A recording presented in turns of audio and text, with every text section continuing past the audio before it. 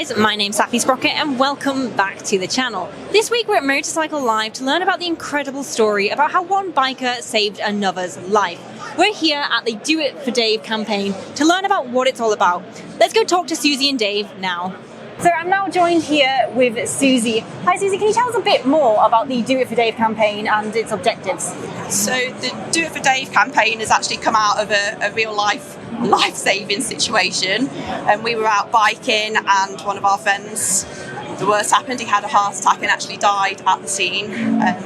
We were very lucky in that some of us at the side of him had some skills and were able to put them into context and a defib on site. Wow, that's incredibly lucky. Yes, so it was 20 minutes before an air ambulance, a paramedic and the police turned up. So I mean, 20 minutes is the difference between brain damage. Yeah, they weren't sure whether he would make a full recovery if he came round at all.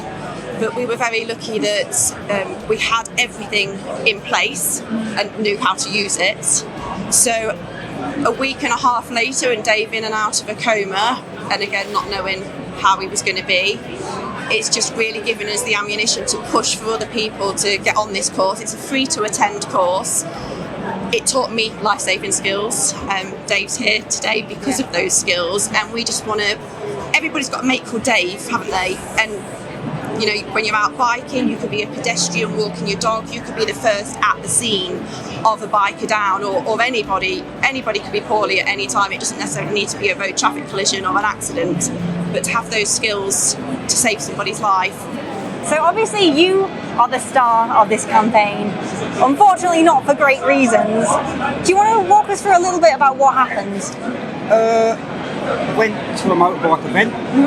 And started feeling a little bit strange, but didn't realise that I was, if that makes sense. Yeah. And then just cardiac arrest. Gosh, dropped dead. Completely? Dead, yeah. His heart stopped. So then, when eventually you did come round and wake up again in the hospital, what was going through your mind at that point? To be honest with you, I had no idea what had happened. I was in a coma for 11 days and what have you. Wow. And it was only afterwards that I was told it was the efforts of Susie, Tim and Pete and their persistence keeping going that saved me. The chance of me surviving, I was told, was literally 1-2%. So what they did is outstanding. So when you found out that information, how did that make you feel? You know, it sounds strange, but I don't really know. I started to feel worried for Susie and the other people because I had no memory of it. So I wondered how it affected other people. I had a couple of friends there. It's a very strange experience. So, yeah. And how did your family deal with the news? You know, especially finding out that someone had managed to save your life that day. Yeah, I've got my two kids who were still waiting to meet Susie. But my brother sat on my bed every day, kept Susie informed what was going on. Susie was worried all the time. Even now, she still worries about me. What she did is just unbelievable. So.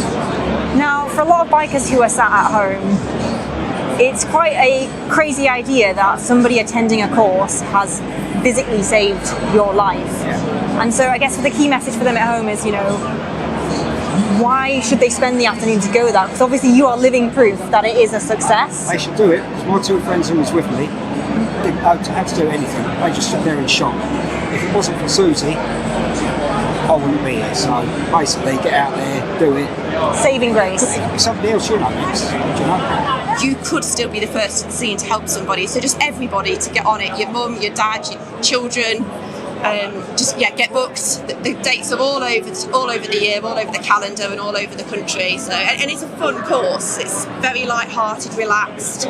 You make friends, you share experiences, and come away with a lot of new skills. It's not till you need it you think, oh, that makes perfect sense, but you wouldn't necessarily think about it without cashing in on the expertise of the fire and rescue service that have been the first at the scene to many of these incidents. And just how you control yourself, staying calm, making sure that you keep yourself safe because you're the person who can help them. What you're doing is absolutely incredible, and I am a great believer that amazing things can come from bad situations. Okay.